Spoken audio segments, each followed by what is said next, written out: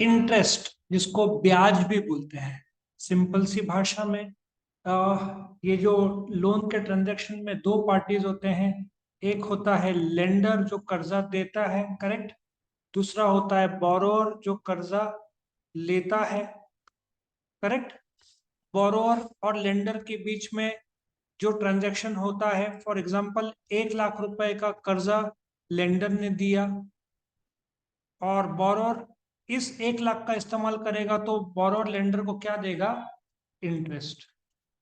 So interest एक कीमत है जो बोरोअर चुकाता है लेंडर को, क्योंकि बोरोअर ने लेंडर का 1 लाख रुपया फंड्स इस्तेमाल किया। इस 1 लाख रुपए पे रेट ऑफ इंटरेस्ट परसेंटेज में रहेगा और उस हिसाब से पैसा तय होगा। For example 10% rate of interest है, तो 10,000 रुपया का ब्याज होगा जो बोरोअर को लेंडर को देना पड़ेगा।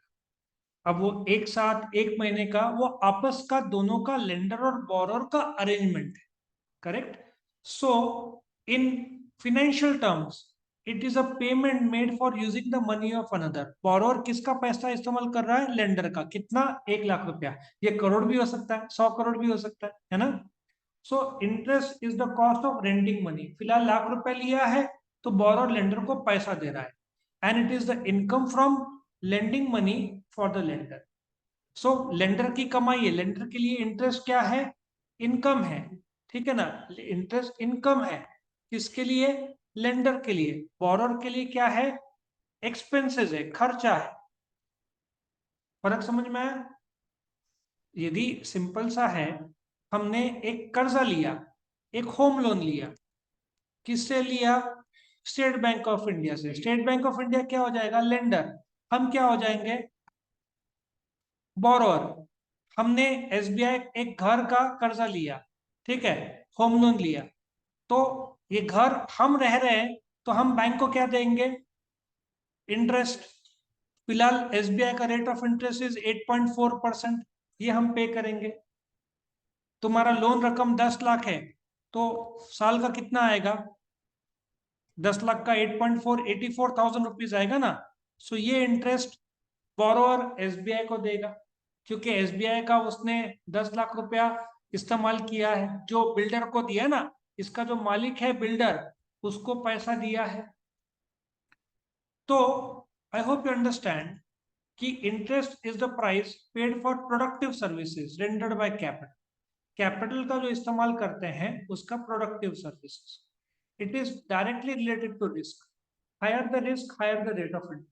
एक एग्जांपल लेता हूं।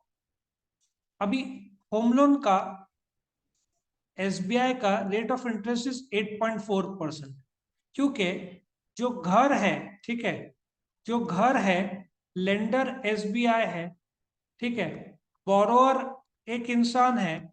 इसके जो डॉक्यूमेंट्स है, घर के कागजात है, वो लेंडर फॉर एग्जांपल एसबीआई है। बोरोअर ने किससे खरीदा घर? बिल्डर से खरीदा। तो दोनों के बीच में जो सेल डीड हुआ ना, स्टैम्प पेपर में, ये सेल डीड जिसको डॉक्यूमेंट बोलेंगे, ये लेंडर के पास देना पड़ता है ओरिजिनल। और जब तुमने पूरा 20 साल का लोन लिया, 20 ईयर्स का लोन नॉर्मली होता है, 25 साल का भी होता है, और तुमने पूरा पैसा लौटा दिया, तो लेंडर एसबीआई तुमको ये डॉक्यूमेंट बोरोअर को वापस दे देगा पूरा पैसा मिलने के बाद। तो गिरवी रहता है कागजात, इसलिए रेट ऑफ इंटरेस्ट 8.4 है। लेकिन अब जैसे क्रेडिट कार्ड लोन में कुछ गिरवी रहता नहीं है, तो साल का इंटरेस्ट 50% हो सकता है, महीने का 4%, 4 पॉइंट तक चला जाता है। क्यों? क्योंकि क्रेडिट कार्ड लोन में, क्रेडिट कार्ड एक्चुअली बोलना चाहिए, तुमने कुछ भी गिरवी रखा नहीं है, तो रेट ऑफ इंटरेस्ट बढ़ता है। Higher the risk, higher the rate of interest. Rate of interest is expressed in annual percentage of principal. For example, तुमने 30 लाख का होम लोन लिया, तो 8.4% कितना होगा?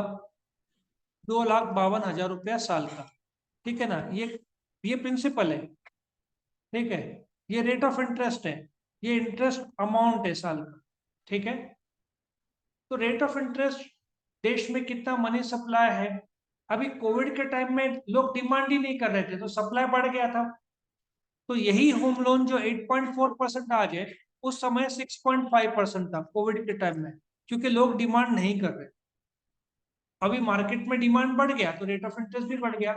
गवर्नमेंट के fiscal policy, actually fiscal policy से ज्यादा असर करता है मॉनेटरी पॉलिसी। मॉनेटरी पॉलिसी में आरबीआई कितना नोट छापता है, कितना क्रेडिट गिरवी रखने के लिए क्या है, इनकम टैक्स पेपर्स कितने स्ट्रॉन्ग है, उससे भी डिसाइड। तो सेम रेट ऑफ इंटरेस्ट एक को हो सकता है 6.5% और एक को हो सकता है 9%। ओके, ख्याल रखो बस। आप मुंह धोकर आ जाइए, कोई बात नहीं, ठीक है। 6.5 to 9%। कभी कभार तुम्हारा सिबिल खराब रहा तो रेट ऑफ इंटरेस्ट बहुत ज्यादा भी हो सकता है। सिबिल में तुम्हारा ट्रैक रिकॉर्ड होता है, तुम्हारा कर्जा तुमने कैसे लिया, कितना लिया, उसके हिसाब से भी रेट ऑफ इंटरेस्ट तय होता है। फिर interest is a charge against the profit, company खर्चे में दिखा सकती है। कहाँ पे? प्रॉफिट एंड लॉस, यहाँ पे इंटरेस्ट दिखाती है। Section I think it is 36 income tax act 1961 में खर्चे में दिखा सकती है। प्रॉफिट नहीं हुआ तो भी इंटरेस्ट खर्चे में दिखा सकती है। और रेट पहले से पता रहता है, अंदाजा नहीं रहता है, ठीक है। सो सिंपल सा है, किसको इंटरेस्ट देगी? बोरोवर कौन है? कंपनी होगा। किस रूप में कर्जा लिया? डिबेंचर होल्डर से लिया होगा, पब्लिक डिपॉजिट से लिया होगा, बॉन्ड होल्डर से लिया होगा, ठीक है ना। बाहर फॉरेन से लिया होगा तो एक्सटर्नल कमर्शियल बोरिंग होगा। बहुत प्रकार है लोन के। टर्म लोन हो सकता है, ठीक है ना, टर्म लोन हो सकता है, बहुत सारे नाम के लोन है। शॉर्ट टर्म हो सकता है, लॉन्ग टर्म हो सकता है। शॉर्ट टर्म में तुम्हारा बैंक ओवरड्राफ्ट कैश क्रेडिट होगा। सो इंटरेस्ट के कई सारे रूप है, long term, medium term, short term, ऐसे अलग अलग प्रकार के लोन होते हैं जिसके हिसाब से इंटरेस्ट तय होता है, ठीक है। तो ये था सिंपल सा शॉर्ट नोट ऑन इंटरेस्ट।